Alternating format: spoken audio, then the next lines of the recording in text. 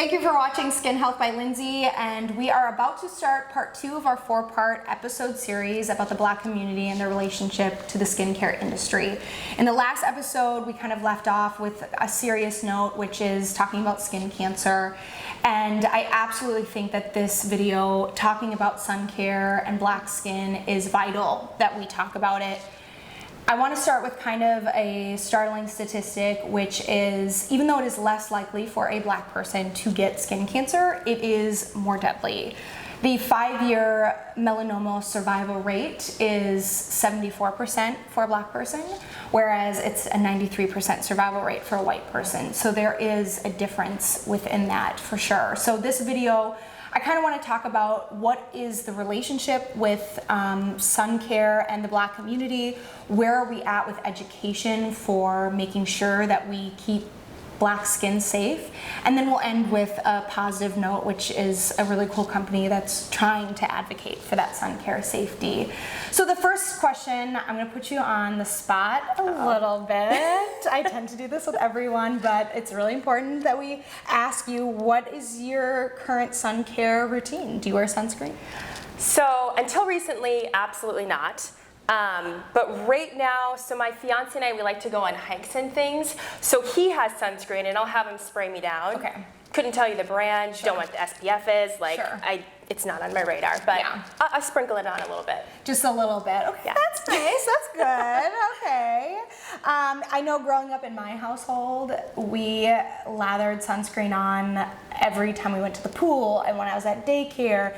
And your last, in the video, you talked a little bit about field trips and how like teachers wouldn't put sunscreen on you, but did your family at home talk about sunscreen at all? No. At first, I will say, I guess, when I was younger, we didn't have it. Again, I felt that defense mechanism. I wore it as a badge of honor that I didn't need sunscreen.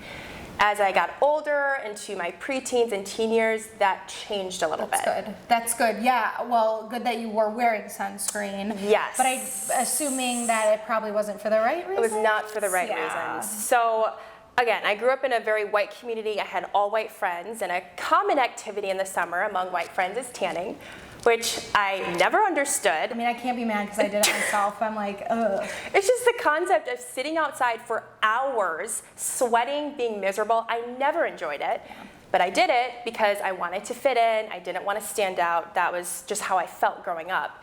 And so when my friends would tan, they would decide not to wear sunscreen because if they wore sunscreen, they wouldn't get as tan. And you know, with white people, when they get tan, it's a huge compliment fest. Oh my God, I'm so jealous, you look so good. But then I lay in the sun, and it's a different kind of tone. Oh my God, you're so dark. Not mean, but I'm a spectacle. It's this, whoa, uncomfortable thing, and I hated that negative attention. It absolutely is a double standard, 1000%. Okay for some to get darker, but not for me, because that's too dark. Yeah. And that's what I learned from that situation. So if my white friend said, I'm not gonna wear sunscreen because I want to get darker, I said, I'm gonna wear sunscreen because I wanna stay lighter. Yeah. And as a 14, 15-year-old, if that's the message I'm getting, that's a problem. Absolutely, and even within the skincare industry, and I'm guilty of this because it never crossed my mind, which is why we're having conversations like this. It's a very common thing for us to say lighten and brighten in the skincare industry because, you know, I'm talking about lightening skin. I'm not really saying I want to be paler. I want lighter skin. I want to have more even skin tone with my hyperpigmentation. I say brighten skin. I'm not saying brighten to be whiter. I'm saying brighten to be refreshed and glowing and exfoliated. But it's interesting that we say lighten and brighten versus evening and refreshed. For me, I didn't think about how the word lighter as a skincare goal is racist. But I absolutely, I mean, how do you respond to hearing that in the skincare industry? So I, of course, understand from the skincare perspective, they're not trying to be racist. That's not the goal. But it does show a lack of acknowledgement, care for people who may view things a different way. Black people. Yeah. When I think about skincare, the messages I was taught, lighter is better, dark is bad, white is good, black is bad.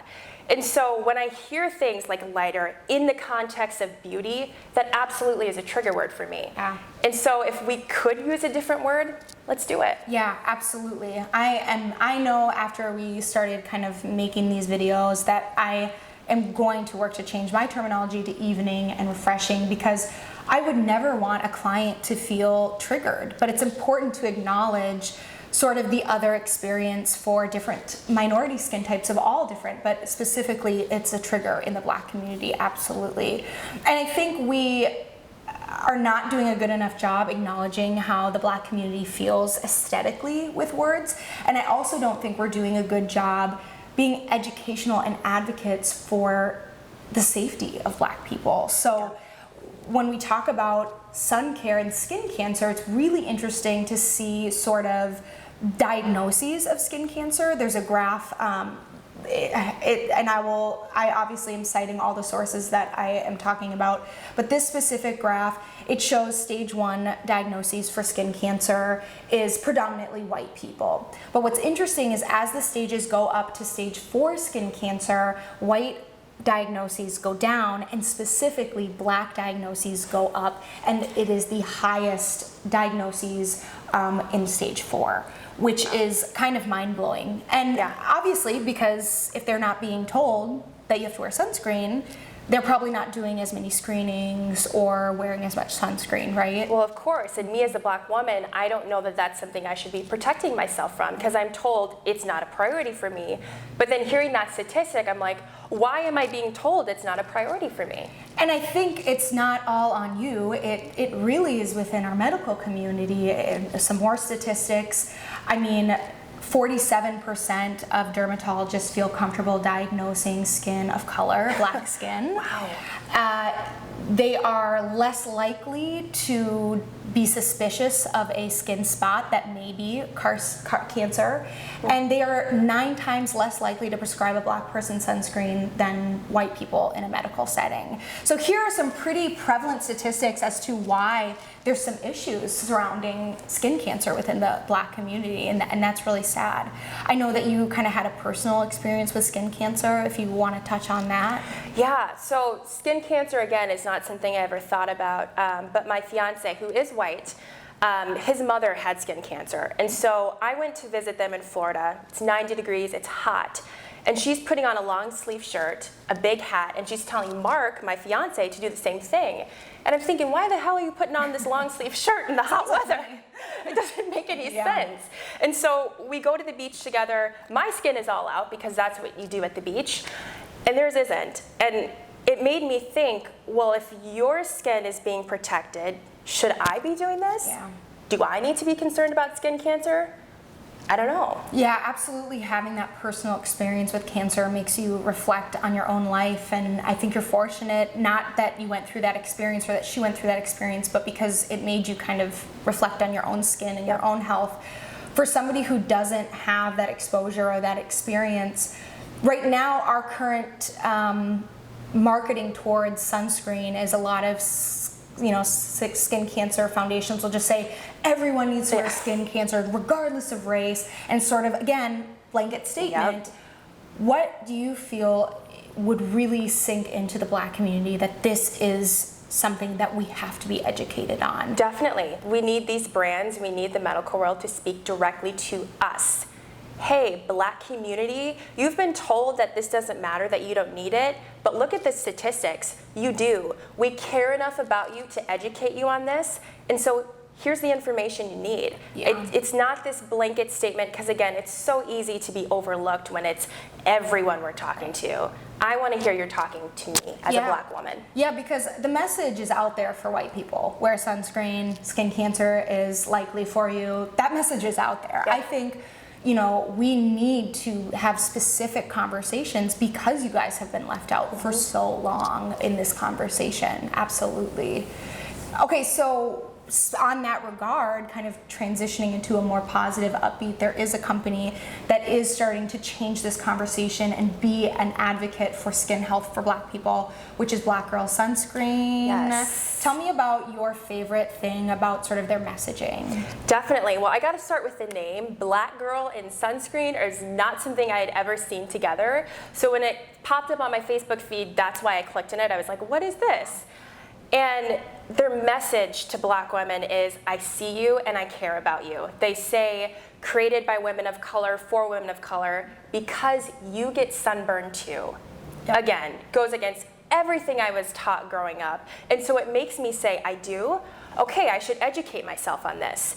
Even in the ingredients they choose to use, they say, we choose the ingredients because we care about your skin. Wow, there's a message that I didn't get growing up. Yeah. So it's amazing what they're doing. I'm excited that someone's telling us we should care about this. So. Yeah, and I love that they say that you get sunburnt too, because for you, it might not look the same for me. I get pink, red, and itchy, but for you, it might get darker. That is a form of sun damage. You may get hyperpigmentation. That is a form of sun damage. And so for them to say, no, you are still at risk, even though it may look differently, that's important for you to know. So I'm so excited for this company. You can buy it at Target. They just secured $1 million in funding, which is really exciting. I'm excited to see how they blow up, and I'm excited to support them as a company. Absolutely. And I hope more companies follow suit. Exactly. Yeah, absolutely. So our next video, we're going to be talking a little bit about sort of more within the medical industry, dermatology, within the aesthetic world, representation, and then also talking a little bit about skin research and how Black skin has been inherently left out of that research. So please make sure to stay tuned for our next episode, and thank you for watching.